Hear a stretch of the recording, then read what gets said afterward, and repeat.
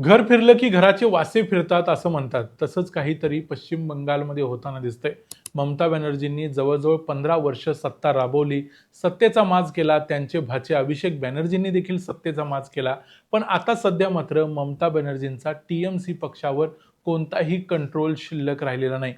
आता सध्या ज्या लेटेस्ट अपडेट येत आहेत त्या जर बघितल्या तर लक्षात येतंय की उद्धव ठाकरे, शरद पवार यांच्यानंतर ममता बॅनर्जी अशा नेत्या असणार आहेत ज्यांचा पक्ष फुटणार आहे आणि त्या पक्षावरती त्यांचा कोणताही अधिकार राहणार नाही. कारण झालंय असं की पश्चिम बंगालमध्ये जे टीएमसीचे 80 आमदार आहेत त्या 80 पैकी जवळजवळ 60 आमदारांनी एक स्वतःचा वेगळा फॅक्शन म्हणजे एक भाग उभा केलाय आणि ते म्हणतायत की आमचा जो भाग आहे तोच आता खरा तृणमूल काँग्रेस आहे. त्यामुळे आम्हाला मान्यता द्या आणि त्याप्रमाणे पुढची कारवाई व्हायला सुरुवात देखील झाली आहे. त्यामुळे कदाचित ममता बॅनर्जी यांचा विरोधी पक्षनेता देखील पश्चिम बंगालमध्ये असणार नाही. आणि आपल्याला सगळ्यांना माहिती आहे की ममता बॅनर्जी स्वतः आमदार झालेल्या नाहीत, त्या पडलेल्या आहेत आणि आता परिस्थिती अशी आहे की त्या भलेही कुठल्या तरी आमदाराला रिझाईन करायला लावतील आणि त्याच्या जागी स्वतः जाऊन आमदार होतील अशी देखील परिस्थिती नाही, कारण त्यांच्याकडे 20च आमदार शिल्लक राहिलेत. त्यामुळे नेमकं काय काय घडू शकतं, पश्चिम बंगालमध्ये काय राजकारण चाललंय ते सगळं बघूया आजच्या या व्हिडिओमध्ये. मी आहे रणजित यादव आणि तुम्ही पाहताय द मराठी बाणा. मागच्या महिन्यात 4 मेला पश्चिम बंगालचा निकाल लागला आणि सगळ्याच गोष्टी बदलल्या. कारण पश्चिम बंगालमध्ये ममता बॅनर्जींची 15 वर्षांची एकतर्फी जी सत्ता चालू होती त्याला अखेर ब्रेक लागला आणि बीजेपीनं 207 जागा जिंकत पश्चिम बंगालमध्ये सत्ता ताब्यात आणली. त्यानंतर ममता बॅनर्जींना फक्त 80 जागा मिळालेल्या होत्या आणि त्याच दिवशी निकालाच्या दिवशीच त्यांच्या पक्षाचे जे प्रवक्ते होते रिजू दत्ता हे जवळजवळ फुटल्यात जमा होते. कारण रिजू दत्ता यांनी त्याच दिवशी टीएमसीवर अटॅक करायला सुरुवात केली. त्यांनी अनेक गोष्टी उघड केल्या की टीएमसीनं कशा प्रकारे बीजेपीवर त्यांना हल्ला करण्यासाठी वेगवेगळ्या पद्धतीनं सांगितलं किंवा प्रेशराईज केलं होतं. या सगळ्या गोष्टींच्या नंतर एक गोष्ट स्पष्ट झाली होती की टीएमसीमध्ये सगळं काही आलबेल नाही आणि म्हणून त्यानंतर 6 मेला टीएमसीची एक बैठक आयोजित केलेली होती.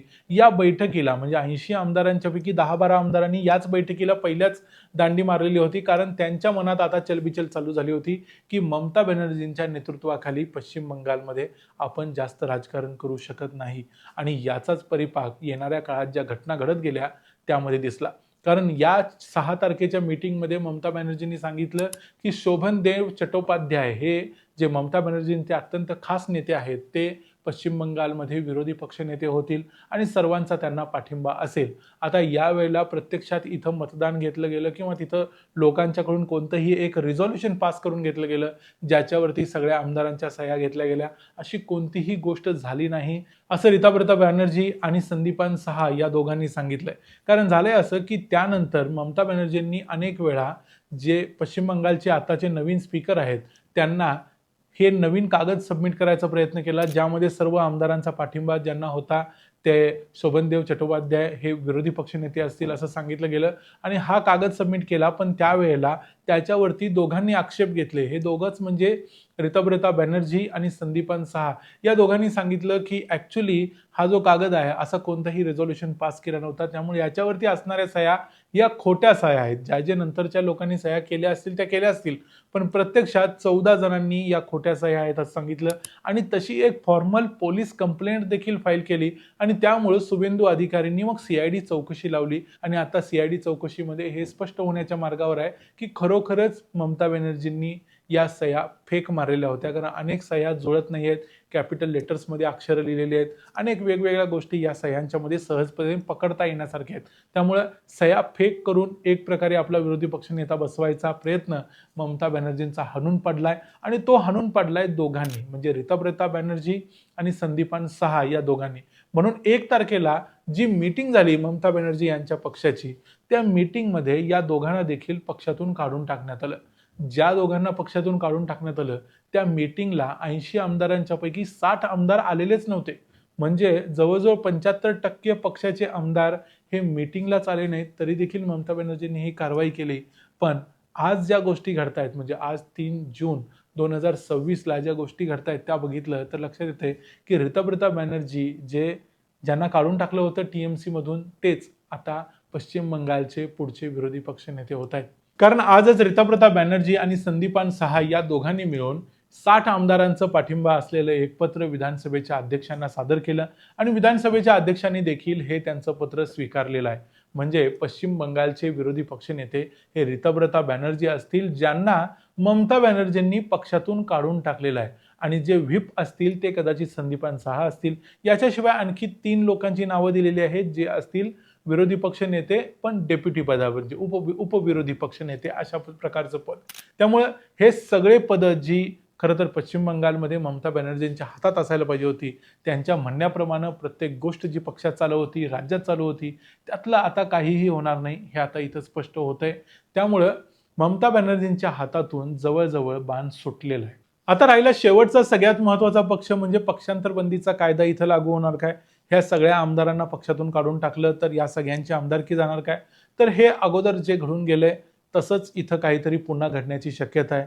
जे पश्चिम बंगालमध्ये घडतंय ते काही दिवसापूर्वी AIADMK या पक्षाच्या बाबतीत तामिळनाडूमध्ये घडून गेले.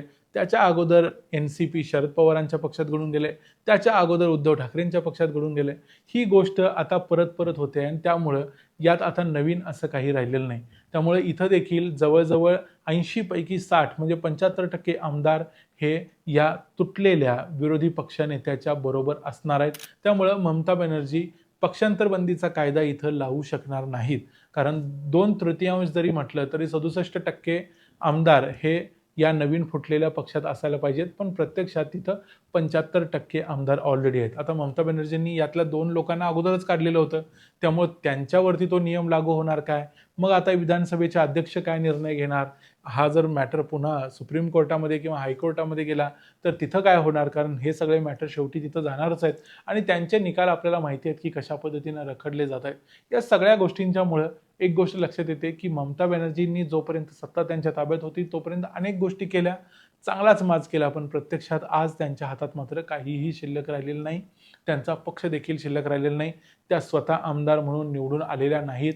आता उरलेल्या काळात त्या निवडून येण्याची शक्यता देखील खूप कमी आहे, कारण त्यांच्याकडे इनमीन 20 आमदार राहिलेत. या 20 आमदारापैकी एकाला राजीनामा देऊन त्याच्या जागी निवडणूक लढवावी, तर पुन्हा हाय तो आमदार देखील पडणार आणि स्वतः पण पडणार, अशी परिस्थिती होऊ शकते.